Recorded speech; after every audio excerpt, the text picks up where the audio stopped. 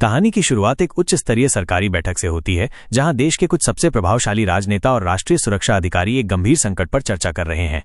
उनका मुख्य मुद्दा है कुछ कैप्टन को बचाना, जिन्हें पिछले 5 महीनों से आतंकवादियों ने अगवा कर रखा है। इस बैठक में जोंग ह्यून, जो सुरक्षा एजेंसी के प्रमुख हैं और जिनका अगला लक्ष्य प्रधानमंत्री बनना है, कैप्टन्स को बचाने के लिए एक जोखिम भरी योजना का प्रस्ताव रखते हैं। उनका प्रस्ताव बाकी अधिकारियों को पसंद नहीं आता, क्योंकि ये बहुत खतरनाक था। तभी उनके चतुर और विश्वासी सहायक वॉन सामने आते हैं। वॉन अपनी बात कहने के तरीके में माहिर हैं। वो जोंग ह्यून के शब्दों का अर्थ इस तरह से बदलते हैं कि सभी अधिकारी उसकी बात से सहमत हो जाते हैं। ये देखकर जोंग ह्यून बहुत खुश होता है और वॉन की तारीफ करते हुए कहता है, अगर मैं तुमसे पहले मिला होता तो मैं आज प्रधानमंत्री होता। ये संवाद वॉन के लिए अपने बॉस के प्रति एक गहरी वफादारी और सम्मान को दर्शाता है। वॉन अपनी बेटी क्यूंगमिन को हवाई अड्डे पर छोड़ने के लिए निकलता है, जहां वो आगे की पढ़ाई के लिए जा रही थी। वॉन उसे विदेश भेजने के लिए बहुत उत्सुक था, भले ही क्यूंगमिन इसके लिए तैयार नहीं थी। रास्ते में कार का पेट्रोल खत्म हो जाता है और वे एक पेट्रोल पंप पर रुकते हैं। वहां वॉन की मुलाकात एक युवा कर्मचारी जॉय से होती है। जॉय बताता है कि कार्ड मशीन खराब है और नकद भुगतान करना होगा। वॉन को शक होता है कि जॉय पैसे चुरा लेगा, इसलिए वो उसे पैसे सीधे उसके बॉस को देने का कहकर आगे बढ़ जाता है। ठीक उसी समय रेडियो पर एक हाई अलर्ट जारी होता है कि हाईवे पर एक भयानक और घना कोहरा छाने वाला है। लोगों को धीमी गति से चलने की चेतावनी दी जाती है, लेकिन एक लापरवाह स्ट्रीमर इसकी अनदेखी करता है। वो कोहरे में तेज रफ्तार से गाड़ी चलाता है, जिसकी वजह से एक भीषण दुर्घटना हो जाती है। इस दुर्घटना में कई कारें और सैन्य वैन एक दूसरे से टकराती हैं। इन सैन्य वैनों में प्रोजेक्ट साइलेंस नामक एक गुप्त प्रयोग के तहत बनाए गए खूंखार कुत्ते थे। पेट्रोल पंप पर जॉय को उसके बॉस से वॉन से पैसे न लेने के लिए डांट पड़ती है। इसी बीच रेडियो पर दुर्घटना की खबर सुनकर जॉय को लगता है कि वॉन भी दुर्घटना में फंसा होगा।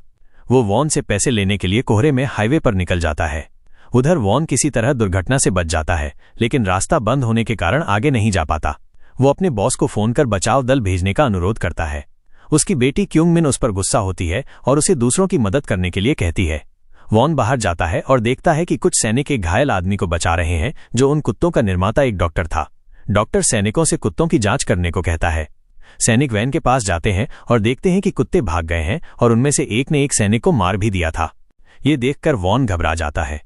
वो डॉक्टर को अपनी कार में बिठाता है, लेकिन तभी देखता है कि क्यूंगमिन वहां नहीं है। वो उसे ढूंढता है और देखता है कि वो एक अजीब कुत्ते के पास जा रही है, जो पागलपन में पुल पर अपना सिर मार रहा था। उस कुत्ते पर E9 लिखा था। वॉन उसे रोकता है और उसे अपनी कार में वापस ले आता है। जब वे लौटते हैं तो कुछ सैनिक उन्हें देखते हैं और वॉन को बांध देते हैं। डॉक्टर वॉन को बताता है कि जब तक वो उसके साथ है वो सुरक्षित है, लेकिन अगर उसने कोई गड़बड़ी की तो सब मारे जाएंगे। डॉक्टर अपने लैपटॉप से इन कुत्तों को नियंत्रित कर रहा था। वो कुत्तों को एक सैनिक पर हमला करने का आदेश देता है, जिससे वे सभी कुत्तों को फिर से वैन में बंद कर पाते हैं, सिवाय E9 के। डॉक्टर E9 को नियंत्रित करने में विफल रहता है, क्योंकि उसने अपने सिर से चिप निकाल दी थी। इसी बीच एक हेलीकॉप्टर कंटेनर को ले जाने के लिए आता है। E9 अचानक हेलीकॉप्टर पर हमला कर देता है, जिससे हेलीकॉप्टर दुर्घटनाग्रस्त हो जाता है और कुत्तों का कंटेनर खुल जाता है।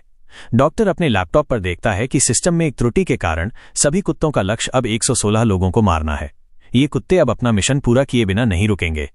वॉन किसी तरह डॉक्टर की जान बचाता है और अपनी बेटी के साथ कार में बैठकर भागने की कोशिश करता है, लेकिन हेलीकॉप्टर का मलबा उनका रास्ता रोक देता है।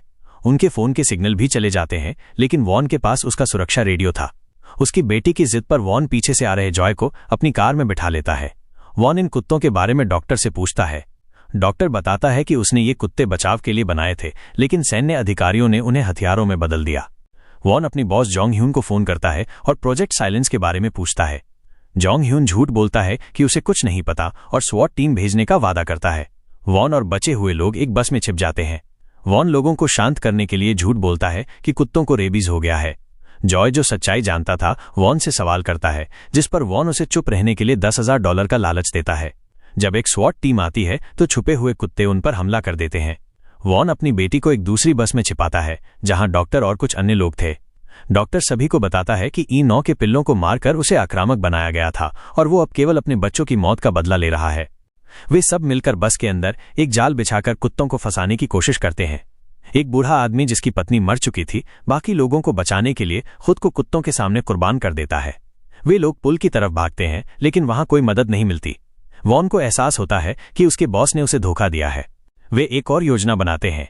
डॉक्टर अपने लैपटॉप से कुत्तों को वॉन पर हमला करने के लिए नियंत्रित करता है, जिससे वे बस से बाहर आते हैं।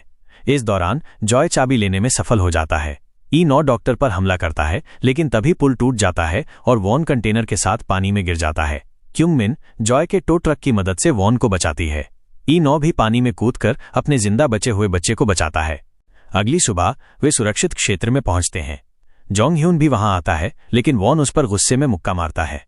जोंग ह्यून उसे पैसे देकर चुप कराने की कोशिश करता है, लेकिन वॉन मना कर देता है और मीडिया के सामने जोंग ह्यून और प्रोजेक्ट साइलेंस का पर्दाफाश करता है। डॉक्टर भी सभी सबूत मीडिया को देता है।